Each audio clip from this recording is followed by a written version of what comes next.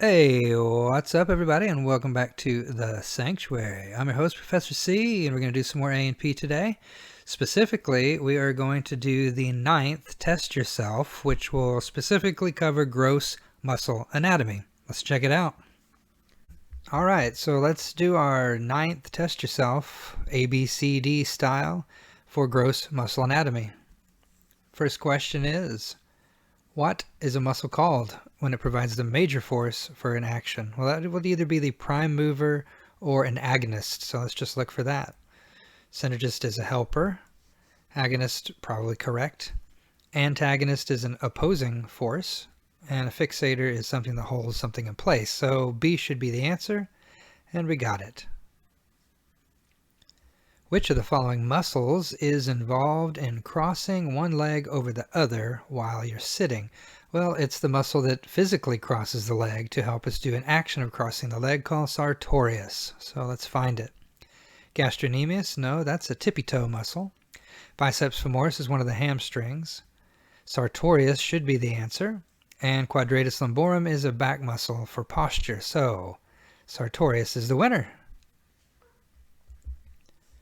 Which of the following muscles is involved with wrinkling the forehead? Okay, let's say you're upset with something and you wrinkle your forehead. That would be either called the frontalis muscle or the frontal belly of epicranius, which is a mouthful. Hopefully, let's just look for frontalis. Orbicularis oris is around the mouth. Depressor anguli oris is also near the mouth. Frontalis is going to be our winner, I would believe. And orbicularis oculi is around the eye, but doesn't have anything to do with the forehead. So, frontalis wins the game.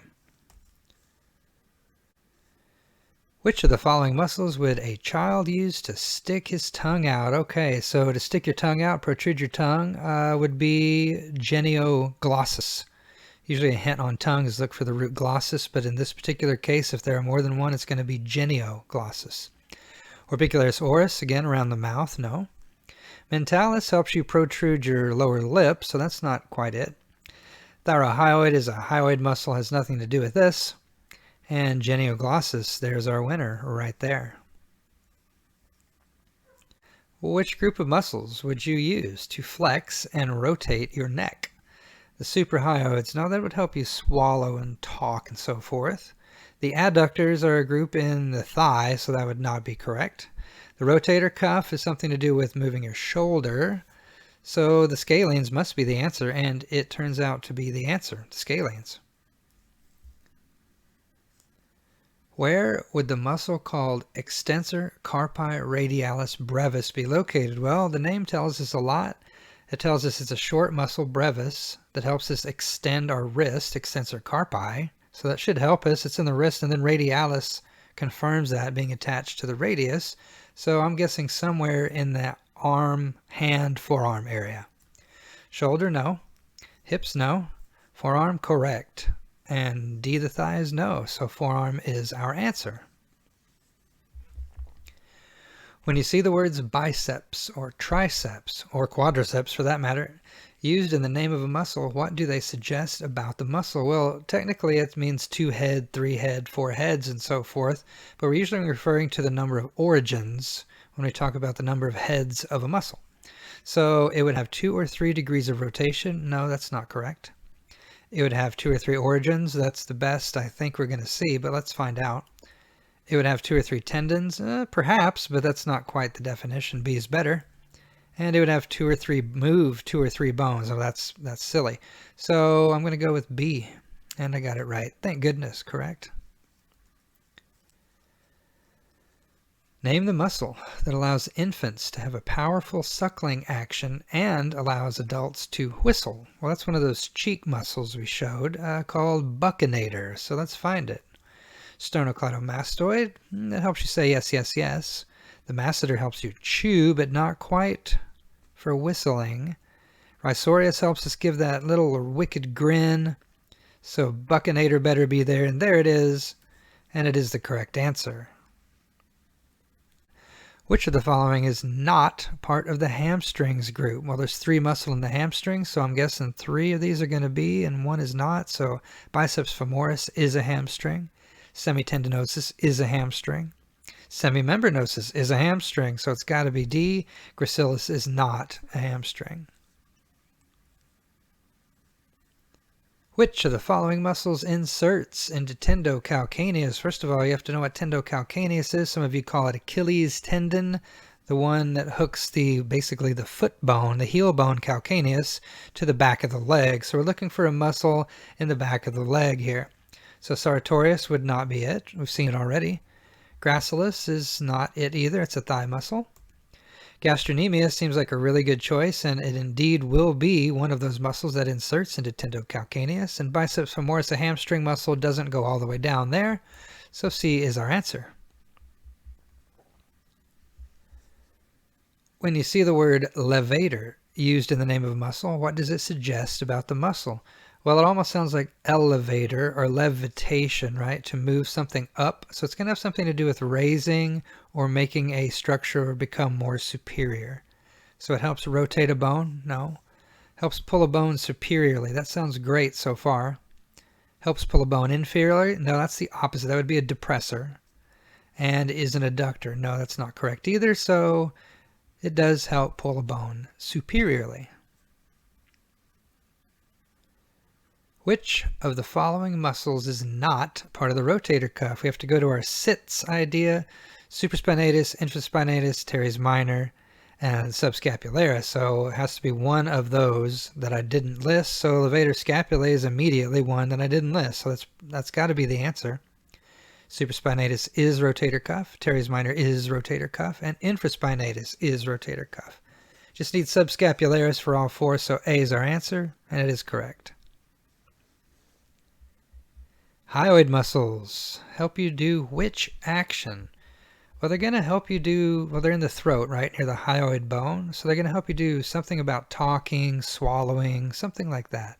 Certainly not walking. Swallowing is a great choice. Bend over is way wrong, and squat down is way wrong. So it's got to be B. A little too easy there on that one. Which muscles are contracted during forced expiration? Remember, not just normal breathing, but when you blow it out forcefully, like you're trying to blow up a balloon, let's say. So if you want to do that, you can put your hand on your abs and you can feel those abdominal muscles working. So remember, if you're going to expire, you need your internal intercostals. But if you're going to force it, you're going to need those abs. So the diaphragm only is not correct. We're forcing it here. Internal intercostals is great for expiration, and rectus abdominis is perfect for an answer. External intercostals is an inspiratory muscle set, and the diaphragm is as well. Internal and external intercostals, no, you don't use them both simultaneously. To do that, you do one for breathe in and you do one for breathe out. So B is our answer. Which of the following muscles allow flexion of the thigh? Okay, let's see our choices here. Vastus lateralis, no, that is one of the quads. Soleus is a tippy toe muscle, so that's not it. Serratus anterior is a boxer muscle to help you punch, so that can't be it. It's got to be D, and it's iliopsoas, and that is correct. It is one of the major thigh flexors. And it is right. Which of the following is a type of muscle that assists a prime mover? Well, that's got to be that word synergy for helping or assisting, so we're looking for synergist. Fixator, close, very close. If we don't see synergist, I'm going to pick that one. Antagonist is an opposite. Agonist is the prime mover. And there is our synergist, the answer we're looking for. Adductor longus, adductor brevis, and adductor magnus are located where? Well, those are big thigh adductors, so they're located in the thigh, specifically on the medial aspect of the thigh. So a plantar aspect of the foot, no, that's the sole of the foot, that's not correct. The medial thigh, it looks like a great choice. Posterior leg, no, that's not correct either. And the lower back is not correct either, so another pretty easy one there, medial thigh. Which of the following serves as the primary inspiratory muscle? Kind of gave this away in another one already, but it's got to be the diaphragm. Splenius capitis, it moves the head. That's not right. Latissimus dorsi is a large back muscle that moves the humerus. The diaphragm is going to be our choice, and the trapezius, again, is a shoulder muscle, essentially. So diaphragm's our winner. Which of the following muscles allows us to close, purse, that is kind of make a kissy face, and protrude, also like kissy facing? So this is a little tricky. Mentalis, that helps you protrude your lower lip only. So it says lips there, so meaning both. Orbicularis oculi sounds like a good choice, but oculi means the eye. So that's the circular muscle of the eye, has nothing to do with the lips. Orbicularis oris, however, is a circular muscle around the mouth that does help you close, purse, and protrude the lips. That's got to be a best choice. And levator anguli oris helps you smile a little bit, but we're looking for the best answer here, which would be C, and we got it. All right, that's the end of that little short test yourself. Hope you enjoyed it. Thanks for watching to the end. If you did, check out some other videos in my series to learn a lot more about A&P. See you for the next one. Bye-bye.